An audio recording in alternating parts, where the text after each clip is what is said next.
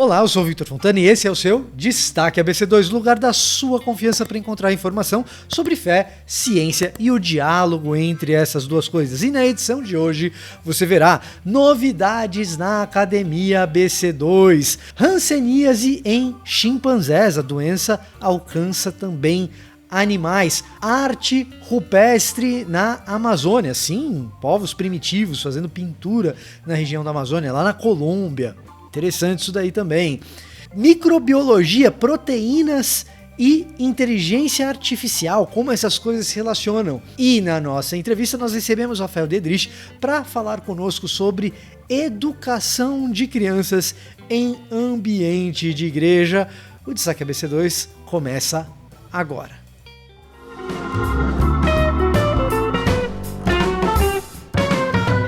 Se você tem acompanhado a comunicação da ABC2 nas nossas redes sociais, que inclusive você pode seguir as nossas redes e se inscrever aqui no canal para isso também. Se você tem acompanhado o Destaque ABC2, você sabe que a gente está preparando aí algo relacionado à Academia ABC2, importante para o fim do ano e para o ano que vem. Pois é, a novidade chegou de fato e a gente tem um vídeo que você pode assistir agora, e você vai assistir agora, explicando um pouco melhor o que a gente está fazendo. No princípio era o Logos, e o Logos estava com Deus, e o Logos era Deus. Tudo foi feito por meio dele, e sem ele, nada foi feito. Uma das coisas mais fascinantes sobre o mundo estudado pelas ciências é que ele faz sentido. Há uma racionalidade, um Logos que permeia todo o cosmos, desde os corpos celestes mais exuberantes até as menores e mais fundamentais partículas. As últimas décadas testemunharam um desenvolvimento mundial sem precedentes do diálogo entre a fé cristã e as ciências.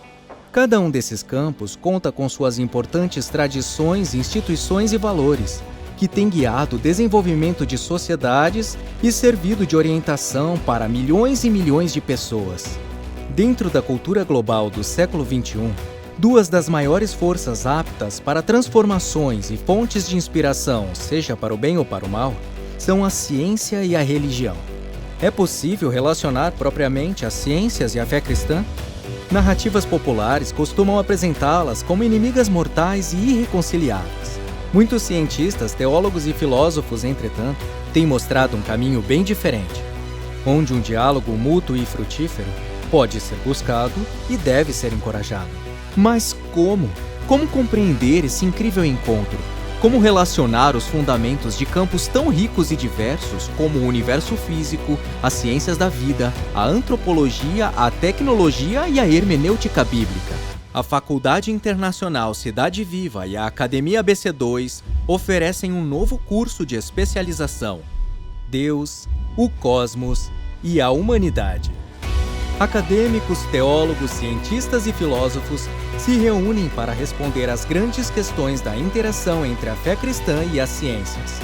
Venha conosco nessa fantástica jornada de formação intelectual para compreender como o livro da Palavra de Deus pode caminhar em harmonia com o livro das obras de Deus. Se o universo tem um propósito ou significado, isso deve se refletir em sua estrutura e funcionamento, e, portanto, na própria ciência.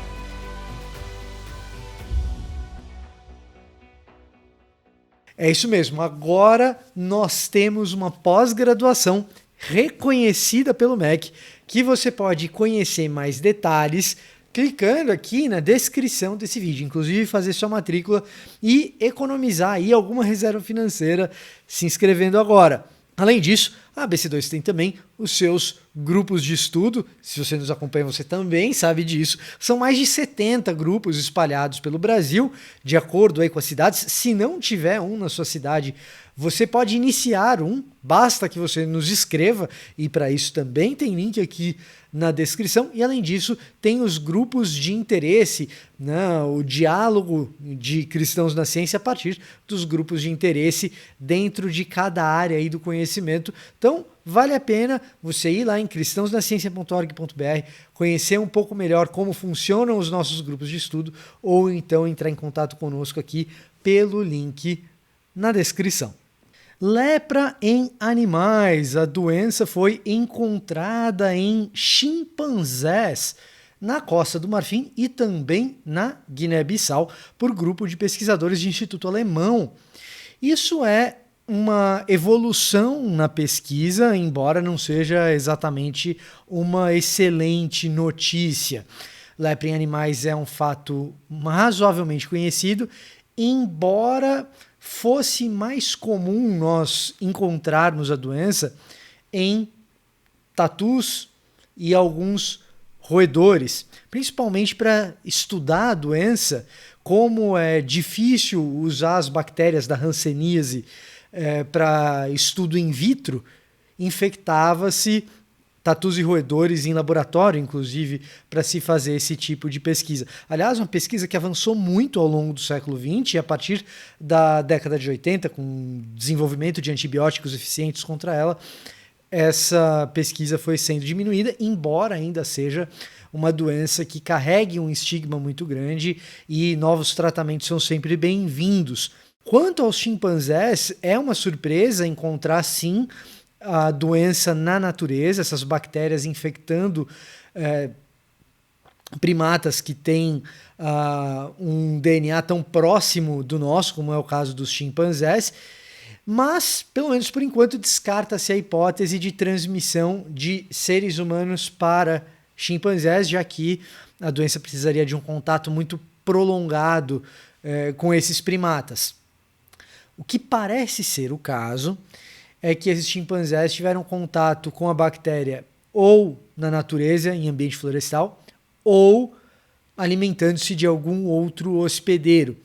A bactéria sugere, inclusive, que ela tenha origem anterior aí aos seres humanos, então é bem possível que essa infecção em chimpanzés seja recente, embora a gente não saiba como essa bactéria migrou de outros animais para seres humanos, se é que veio de outros animais, a origem é um tanto desconhecida. Fato é que essa descoberta pode nos ajudar a entender melhor a origem da hanseníase, a origem da lepra e como ela se desenvolve, sim, em seres humanos, e ajudar, inclusive, a tratar melhor da doença, diminuindo o estigma que ela carrega.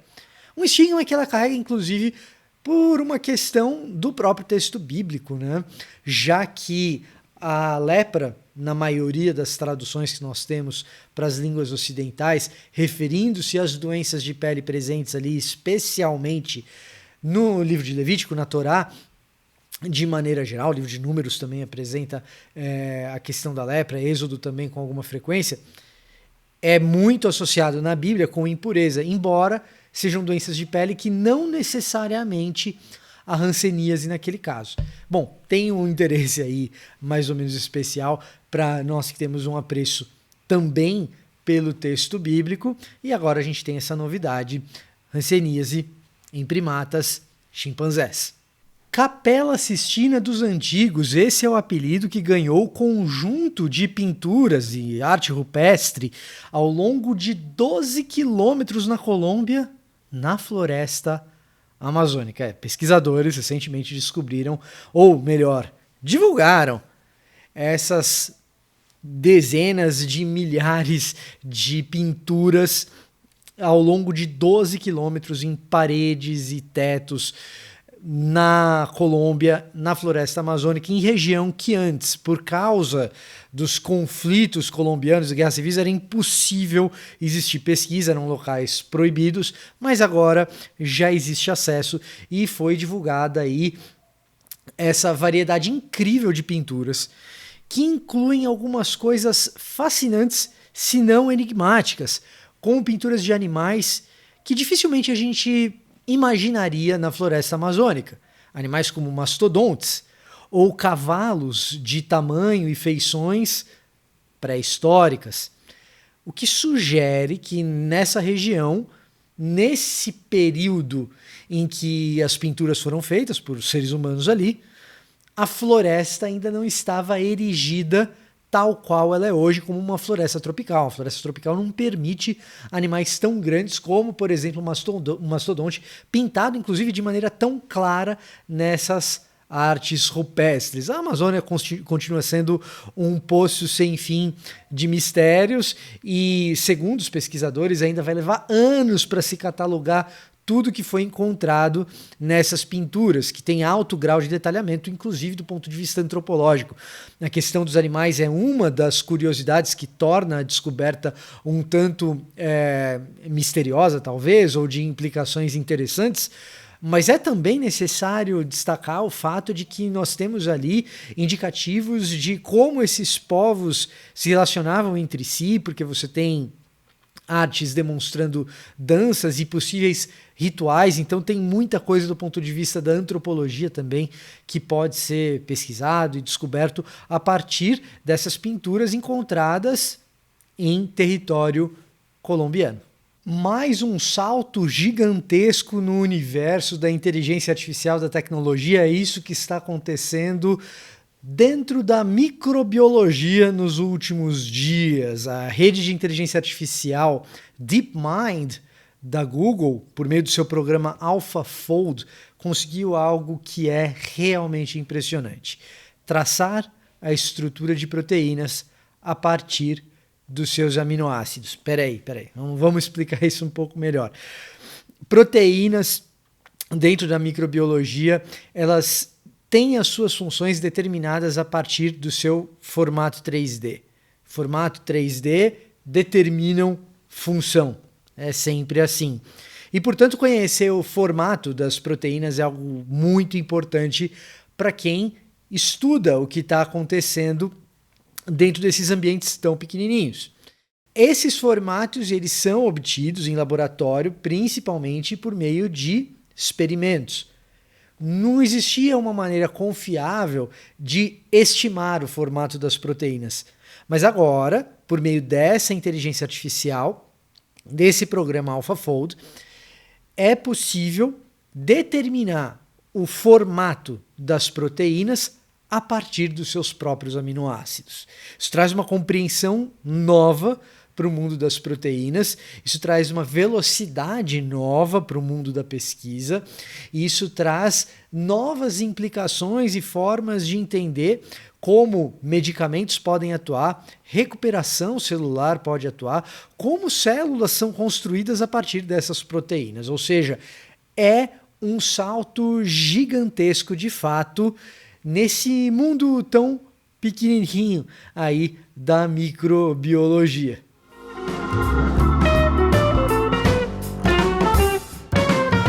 Então, para falar para a gente aqui sobre essas questões da infância, da didática para crianças em igrejas, eu estou com o meu amigo Rafael Dedrich, que é pastor especializado nessa área, além de teólogo, bacharel em teologia, em assistência social também, né, Rafa? Além disso, tem um mestrado em educação na Universidade de La Impresa, no Uruguai, doutor em Ministério pelo Servo de Cristo, também tem uma especialização em neurociência, enfim, já estudou numa série de lugares, já foi para Cambridge, já foi para Harvard estudar também. Estudar o menino gosta, vou te falar um negócio. E gosta também de botar a criançada para estudar, né, Rafa? A gente estuda para aprender como faz os outros estudarem, né? Por aí. É por aí. Rafa, obrigado por atender o convite, obrigado por estar com a gente aqui hoje. E eu queria começar te perguntando o seguinte: o jeito que a gente aprende muda com o tempo, e a gente esquece a maneira como a gente aprendia quando a gente era criança muitas vezes. Para a gente começar a ensinar uma criança em um tema difícil como é Bíblia, assim, vamos pegar a criança aí de idade 5, 6 anos de idade. Como que a gente faz para introduzir essa criança aos temas um pouco mais difíceis da Bíblia? Antes de mais nada, quero te agradecer, estar aqui compartilhando sobre os assuntos de infância. É muito legal quando teólogos e pessoas que investem o tempo em produzir teologia ou explicar quem já produziu teologia, separam um tempo para falar um pouco sobre infância, que é algo que os nossos seminários, que os nossos teólogos poderiam fazer até mais, como o príncipe dos pregadores fez e dedicou até um livro para as crianças, que é o Pescadores de Crianças.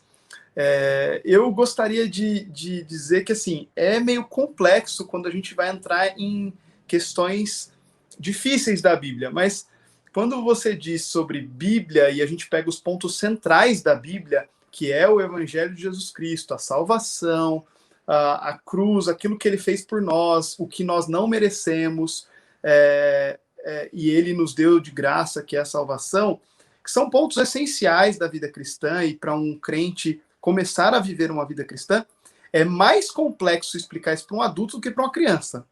Então, assim, o ponto central das Escrituras, aquilo que Cristo fez por nós, e todo o cerne daquilo que a gente prega, costuma ser mais fácil explicar para uma criança, e é mais facilmente entendível por uma criança do que um adulto. Quando a gente entra em temas polêmicos, complexidades da violência dentro da Bíblia, aí, de fato, a gente começa a ter que rebolar para explicar para as crianças. Mas um ponto bem interessante que o Instituto Moody dos Estados Unidos fez de pesquisa alguns anos atrás é para identificar quantas pessoas na igreja haviam sido recebidas por Cristo dos 4 aos 14 anos, né? Ou recebido a Cristo dos 4 aos 14 anos. 80% das pessoas que estavam nas igrejas entendiam que tinham tido alguma experiência de conversão nessa idade. Então, assim, o número era muito mais alto do que qualquer outra idade. Isso mostra o essencial precisa ser falado entre as crianças. Isso é muito importante. Agora, quando a gente entra em temas difíceis e complexos, como as violências em Juízes, ou em outros livros específicos da Bíblia, em Juízes é bem pesado, né? De fato, a gente tem que trabalhar de uma maneira muito didática com as crianças, partindo do pressuposto de que elas estão num mundo que nós teríamos aflições, de um mundo onde a maldade coexiste conosco, e temos que prepará-las para compreender isso na vida adulta. Eu fico muito preocupado quando a gente negligencia as crianças, assim, quando a gente começa a criar um politicamente correto tão grande, um protecionismo tão grande entre as crianças, a ponto de, não, a gente não pode mostrar isso, não pode mostrar aquilo, não pode mostrar Cantares, não pode falar que Cantares existe. E aí a criança chega com 11 anos na escola, ou até 10 anos, e ela já tem acesso à pornografia, porque os amigos já estão viciados em pornografia, porque hoje, diferente de 20 anos atrás, as crianças têm smartphones. Então é muito mais fácil você ter acesso à pornografia, é muito mais fácil você ter acesso a conteúdo violento.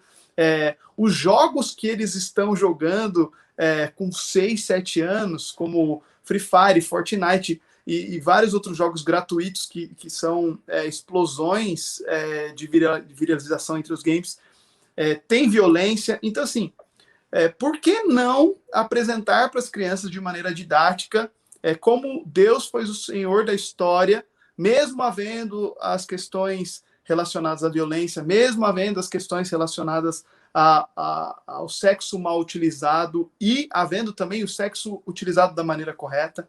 Uhum. Então, a gente na IP Alpha, a gente costuma até ter aula de sexualidade cristã para crianças, sim. Porque a gente não quer esperar que ela tenha aula de sexualidade na escola para a gente dar aula de sexualidade na igreja, entendeu? Então, a gente se antecipa. A gente fala assim, isso aqui é o que a Bíblia diz sobre sexualidade. Você vai aprender daqui uns 6 meses ou daqui 1 ano lá na sua escola, mas a gente já está antevendo e te explicando para você não ficar com uma risadinha ou achando que é errado isso. Mas, na verdade, a gente está te explicando o que é certo e como você deve se portar diante desses temas complexos, né? Como violência, sexualidade e outras questões nesse sentido. Às vezes eu tenho a impressão que é mais complexo pelo nosso tabu em não querer falar de determinados assuntos do que muitas vezes é para a própria criança. Eu vou te contar por que eu comecei com essa pergunta, na verdade. Tem uma professora de Antigo Testamento da Universidade de Yale, que ela é muito boa, ela é uma erudita de peso, conhece bem o Antigo Testamento, não é... Bom, ela é catedrática de Atena, Yale, ela tem que ser boa.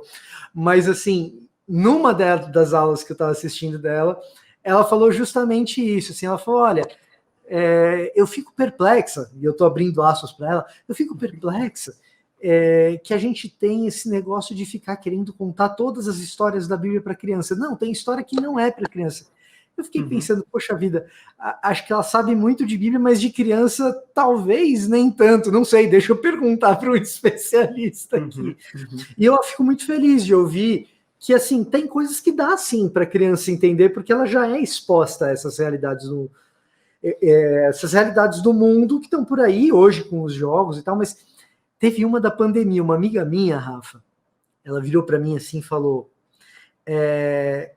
meu filho perguntou para mim se foi Deus que mandou o coronavírus. Ele tá bravo com a gente?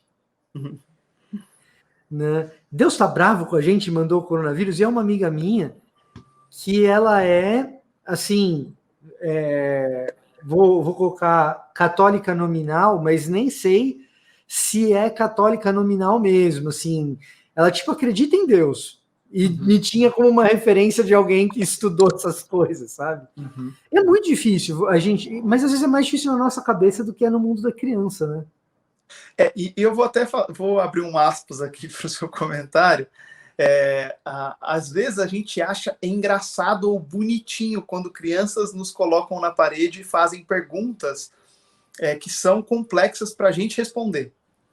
Só que eu estive num curso com a pós-doutora da Universidade de Oslo, na USP aqui de São Paulo, e ela disse que no país deles, eles constroem, tanto na Noruega quanto em alguns países nórdicos, como Suécia, eles constroem alguns tipos de salas que eles chamam de salas irresistíveis do conhecimento. O que são essas salas? São salas que eles colocam um revestimento inteiro de espelho, por exemplo, ou de folhas para elas desenharem, para ver quais são as perguntas ou questionamentos que elas farão. E por que as escolas lá têm feito isso? Porque elas percebem que as perguntas que as crianças fazem, quando levadas a sério, fazem o ser humano avançar muito em ciência. Aí eu vou te explicar como. Tipo assim, uma criança chega para o pai e fala assim, pai, como que aquele passarinho voa? Aí o pai olha e fala assim, que bonitinho, perguntando como que o passarinho voa.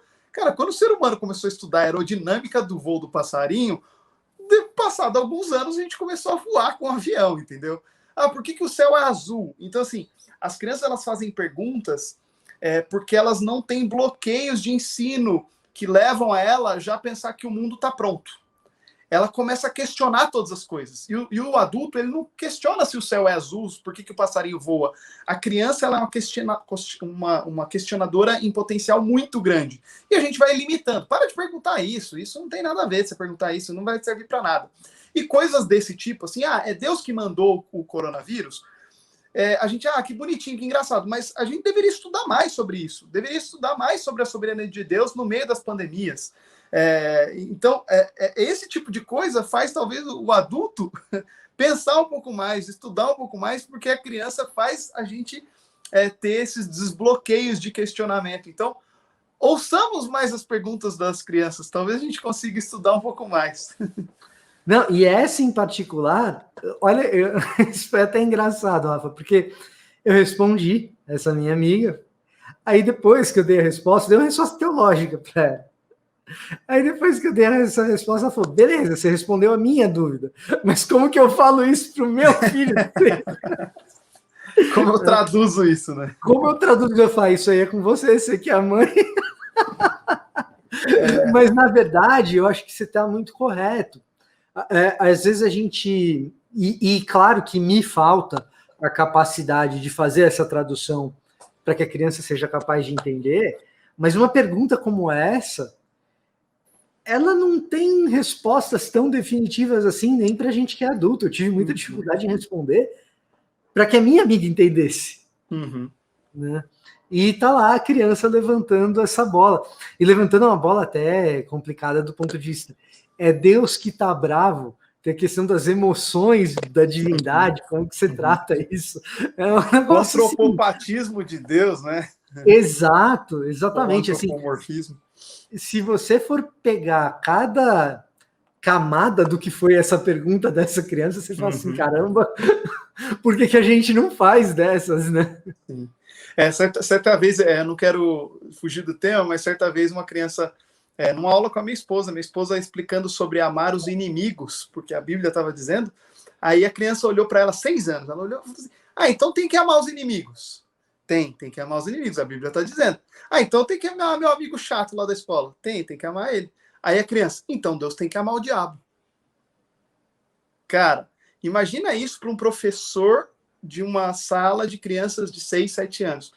O professor ele fica totalmente desconcertado. Ele entra em pontos que teólogos discorreram por muitos anos e não conseguem fechar um documento unânime, porque é uma questão extremamente complexa da natureza de como Deus se relaciona com o inimigo, com Satanás. Por exemplo, essa questão, né?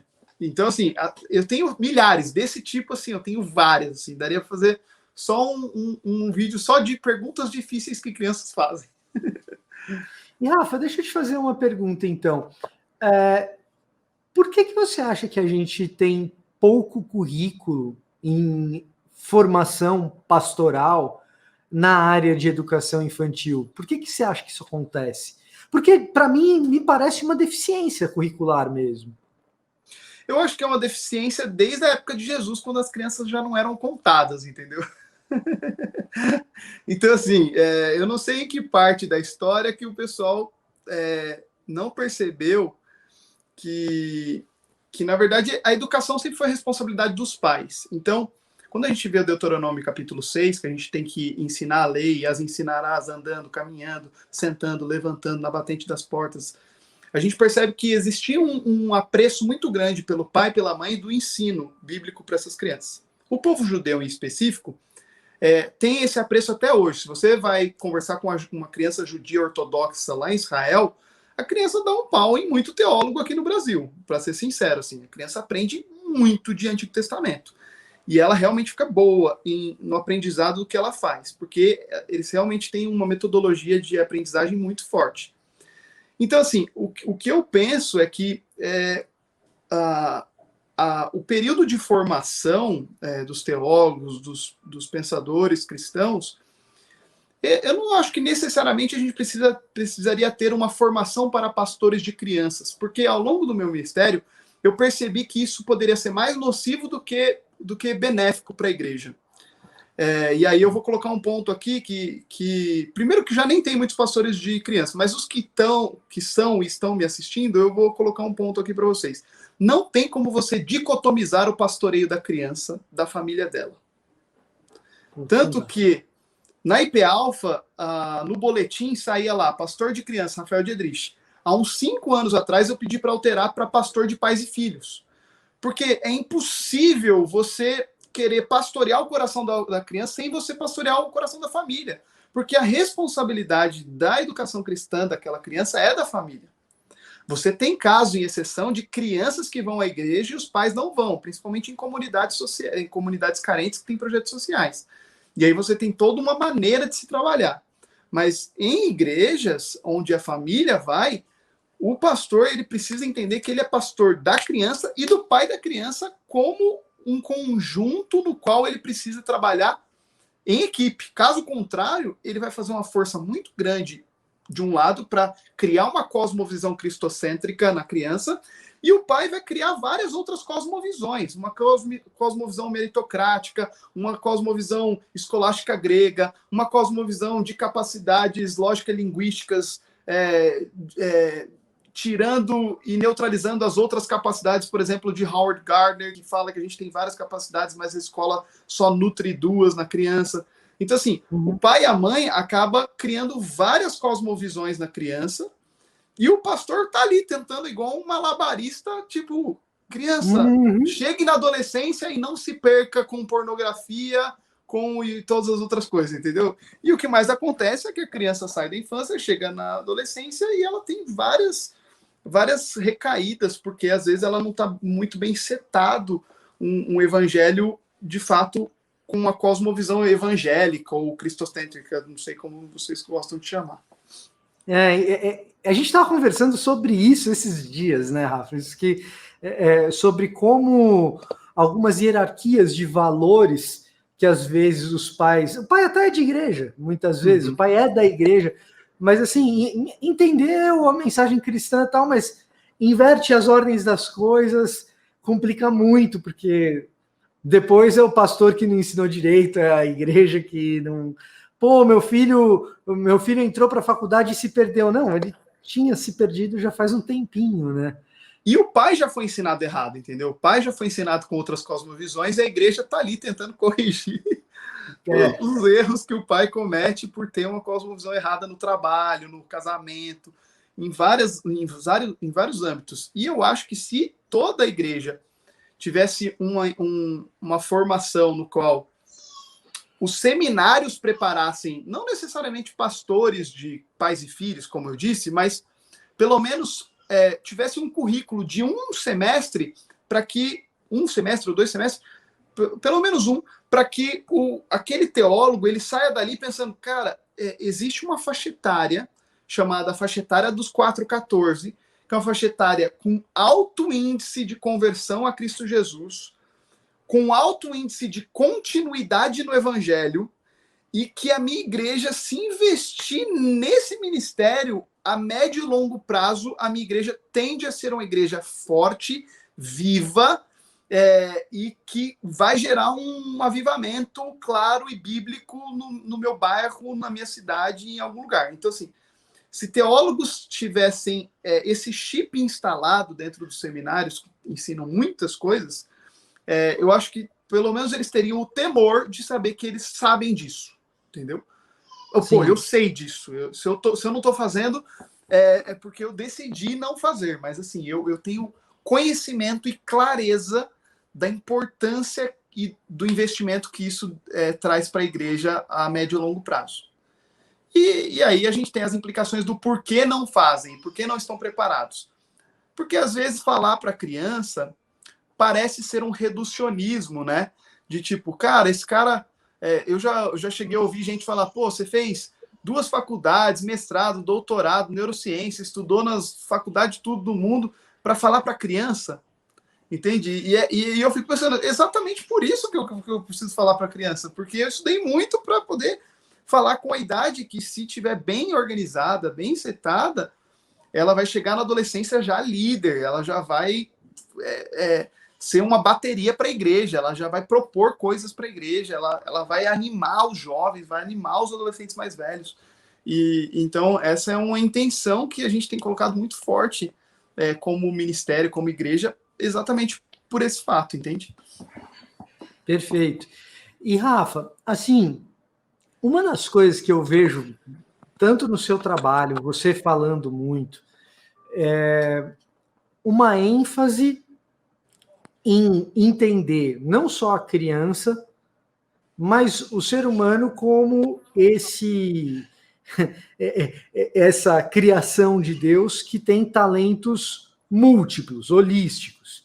E aí qual que é a minha percepção? O que eu acabo percebendo? Que dentro do ambiente de igreja, muitas vezes, a gente reproduz o modelo de aprendizado escolar tradicional mais antigo, que justamente enfatiza um determinado corte do jeito de se aprender, que é bem cognitivo, que é bem restrito, né? Como que a gente trabalha com as crianças para que nessa multiplicidade de crianças que têm perfis diferentes, têm talentos diferentes e formas diferentes de aprender, elas consigam lidar com o conteúdo bíblico?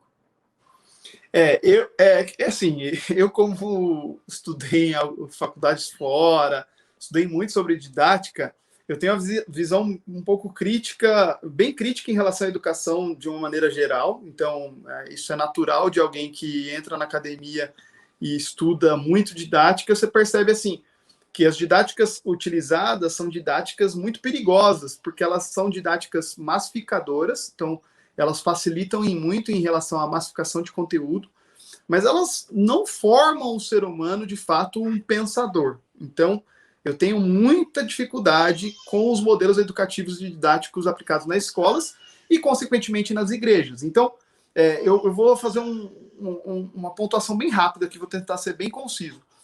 Quando a escola foi massificada, principalmente no renascentismo e também na industrialização, ela foi potencializada na industrialização.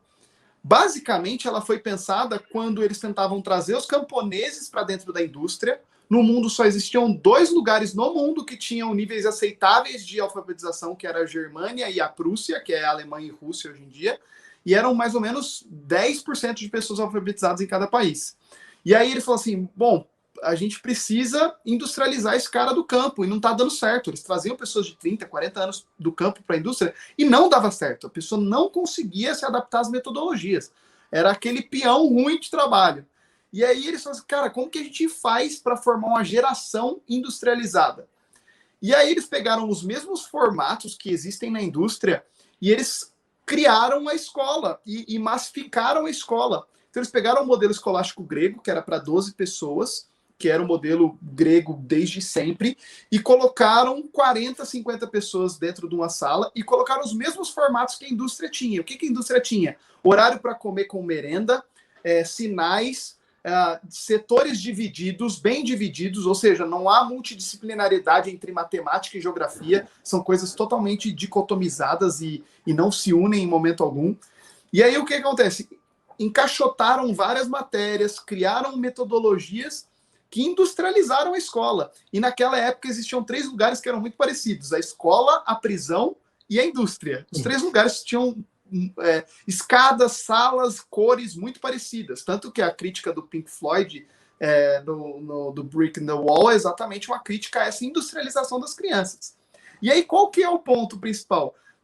Nós vemos uma massificação dessa indústria, tornando o ser humano um ser humano operacional. Então ele não é um ser humano que pensa, que vai para cima, que questiona e que tira de si as suas perguntas, angústias. Não, ele se torna um ser humano com ferramental operacional.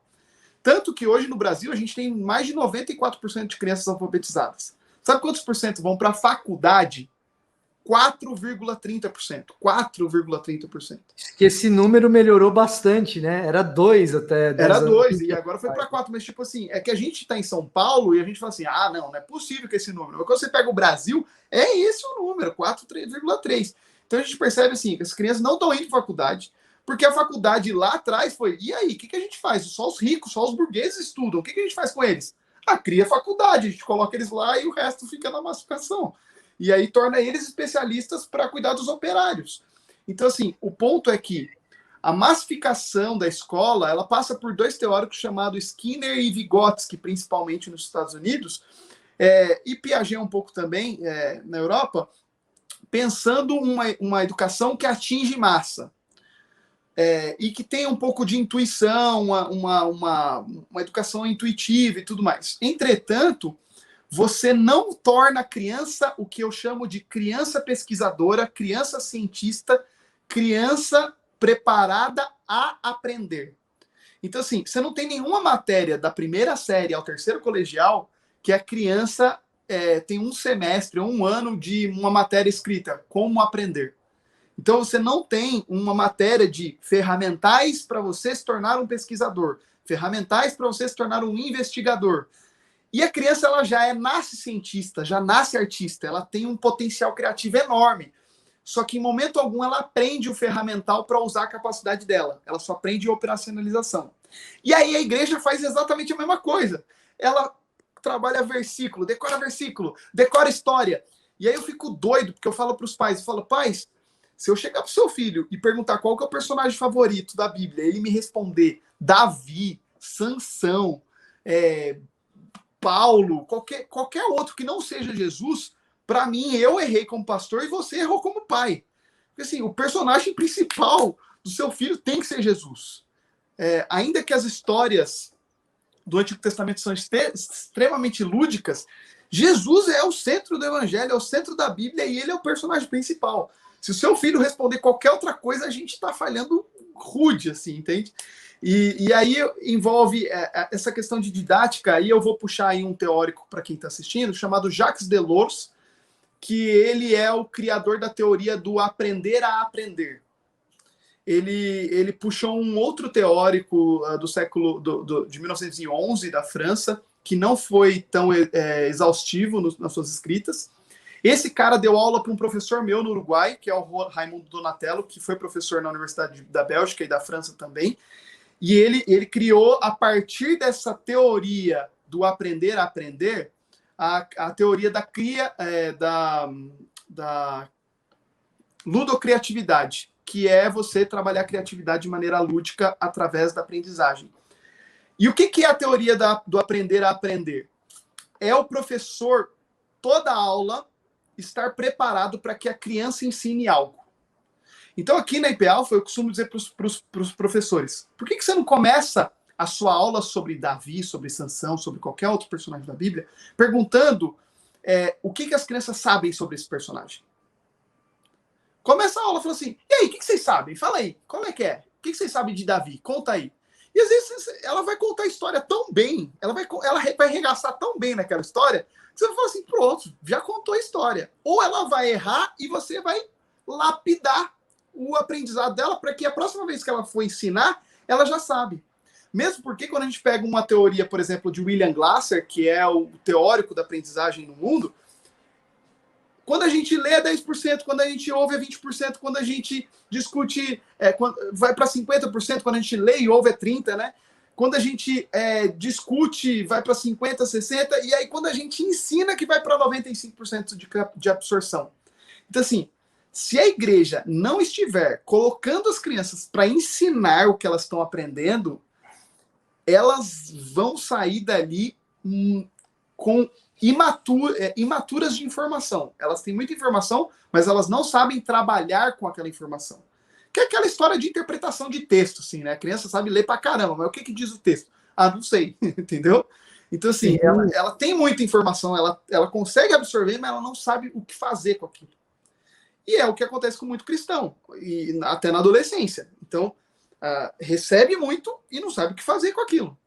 Então, se você está nos ouvindo agora, eu quero puxar a orelha e ao mesmo tempo dar uma super dica para vocês. Coloquem as crianças para fazer muita coisa. Coloca para fazer muita coisa. Porque Jesus, com pouca idade, estava ensinando mestres. E aí você fala, mas porque era Jesus. E era Jesus e a gente tem que seguir ele, então é isso mesmo que a gente tem que fazer. Coloca a criança a um ponto que ela possa ensinar outras crianças, outros adultos, e tem essa capacidade e essa vontade surja no coração dela, para que ela já desperte no coração essa vontade de ser servo. Então, metodologicamente, didaticamente, a sua pergunta é respondida com aprender a aprender, que eu acho que é bíblico também, porque o nosso coração, como servos de Deus, filhos de Deus, é um coração 100% disposto a aprender. E é isso que eu acho que a criança tem que estar desde cedo fazendo.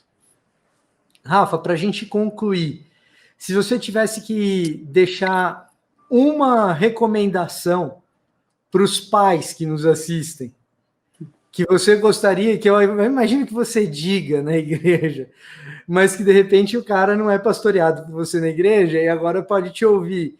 Qual seria essa uma coisa que você pediria para eles prestarem atenção? Eu diria cosmovisão cristocêntrica ou cosmovisão evangélica. Tomar cuidado com todos os outros ensinos que a gente, por tabela, faz. Então, sem querer, a gente é dualista platônico, sem querer, a gente é escolástico grego, sem querer. E aí você deve estar pensando assim, o que esse cara está falando que eu nunca ouvi nem essas terminologias, de repente? Cara, você nem ouviu e você faz. Você nem ouviu e você está fazendo, você está praticando porque isso é cultural. Então, assim, culturalmente, nós somos meritocráticos, dualista platônicos, escolástico gregos, a gente tem várias influências. E que, por tabela, a gente acaba fazendo e se esquece de fazer o que a Bíblia pede para fazer e se esquece de dar uma cosmovisão para o nosso filho a ponto dele viver essa cosmovisão cristã. E o que é essa cosmovisão cristã? É o seu filho não conseguir enxergar a vida a não ser a vida a partir de Cristo. Então ele não consegue olhar para o céu e falar assim, caramba, graças a Deus por esse céu. Ele não consegue olhar para a comida e falar assim, cara, essa comida é o Senhor que está provendo. Ele não consegue olhar para o carro que você tem e dizer, esse carro é do meu pai. Não, ele sabe que o carro é de Deus, não é seu. Ele consegue olhar para a sua casa e falar assim, peraí, essa casa não é da minha família, essa casa é de Deus. Deus está provendo essa casa para a gente morar. Então, assim, eu costumo fazer vários exercícios para as crianças pegarem os pais aqui na igreja. Eu falo assim, criança, saindo daqui, pergunta de quem que é o carro. A criança pergunta, o pai fala, o carro é do papai, a mamãe tem o carro dela. Aí a criança fala assim, não. Hoje eu aprendi que esse carro não é seu, esse carro é de Deus. E aí o pai, como assim? Porque tudo é de Deus, essa roupa é de Deus, tudo é de Deus. Então, essa cosmovisão que precisa ser embutida na criança para ela perceber que todas as coisas são regidas pelo senhorio de Cristo e pelo nosso Senhor Deus. E a segunda coisa é essa parte da aprendizagem. Tomar cuidado para que o mundo, e quando eu digo mundo, eu nem gosto desse tipo de expressão, mas para que a sociedade e essas outras cosmovisões não ensinem as crianças mais do que a Bíblia e o nosso estilo parental de educação. O que isso significa? Quando você leva seu filho na escola, você deixa ele lá de manhã, 6 horas da manhã, você vai buscar ele lá meio-dia, aí você pergunta, primeira coisa que você faz, e aí, filhão, tudo bem? Tudo. Dá um beijão na mamãe aqui, dá um beijo na mãe, dá um beijo no pai. Aí a segunda pergunta que todo pai faz, o que você aprendeu hoje na escola? Você fica 18 anos, às vezes, perguntando isso para o seu filho, entre escola e faculdade. Só que a pergunta correta e cristã deveria ser, o que você ensinou hoje lá na sua faculdade, na sua escola? Vocês têm que preparar os seus filhos para que eles ensinem. Porque a Bíblia diz que os nossos filhos são como flechas na aljava do guerreiro para ser lançada distante. Ou seja, essa flecha tem que estar sendo preparada para acertar alguma coisa. O que o seu filho está sendo preparado e para acertar o quê? Você está preparando o seu filho para acertar aonde? É só para ele ser um cristão que vai sentar numa igreja e vai ser membro de uma igreja? Esse é o seu sonho de estilo parental, que o seu filho se torne um cristão frequentador de igreja? Não, você tem que ser um cristão que fala assim, cara, o meu filho vai acertar um alvo. Eu posso não saber qual é, mas eu tenho certeza que quando ele acertar vai ser um regaço para a glória de Deus. E para isso ele tem que todo dia na escola ir preparado para acertar alguma coisa, ensinar alguma coisa. Pode parecer prepotência, mas não é. É você preparar a cabeça do seu filho todo dia para tipo assim, cara, realmente, hoje eu ajudei meu amigo matemática. No outro dia eu ensinei meu amigo sobre o evangelho. No outro dia eu ensinei alguma coisa. Se o pai pergunta todo dia isso para o filho fala assim, peraí, eu não vim para esse mundo para receber. Eu vim desse mundo para dar. Eu vim nesse mundo para entregar. Eu vim nesse mundo para servir. Só nisso, só nessa frase, você já muda uma cosmovisão gigantesca no filho de vocês. Gigantesca. E aí, essa flecha dita no versículo, ela era preparada artesanalmente por cada guerreiro, ou seja, você não ia comprar a flecha do outro. Cada guerreiro tinha o seu estilo de envio de flecha e ele tinha que preparar artesanalmente. Então é um trabalho que você não pode terceirizar para a igreja, para a escola, para o pastor de pais e filhos, para ninguém. Você artesanalmente precisa preparar o seu filho para acertar algum lugar e falar para ele o que você está acertando, o que você está ensinando e aonde você vai chegar. E como pai, eu vou ser a escada, a plataforma, você pode pisar em mim para subir e acertar onde você precisa acertar, porque eu estou aqui como um pai que não sou aquele que sou o seu dono, mas aquele que Deus arrendou para cuidar alguns anos da minha vida, porque você não é meu, você é do Senhor, e eu tenho certeza que, sendo do Senhor, você vai acertar aquilo que precisa ser acertado. Desculpa ter sido um pouco exaustivo aí e longo, mas é porque é um recado importante. Não, e com esse recado a gente agradece mais uma vez a sua prontidão em nos atender. Obrigado por estar conosco, Rafa. E a você que nos acompanha, você sabe que toda quinta-feira nós temos Destaque ABC2 com entrevistas como essa, sobre temas ligando fé e ciência, como o Rafa trouxe aqui para a gente também, bastante estudo, bastante ciência, para nos ajudar no nosso diálogo também com a fé. Tá certo? Nós vamos ficando por aqui. Até a próxima, Rafa. Muito obrigado. Obrigado, Vitão. Valeu. Tchau, tchau, galera.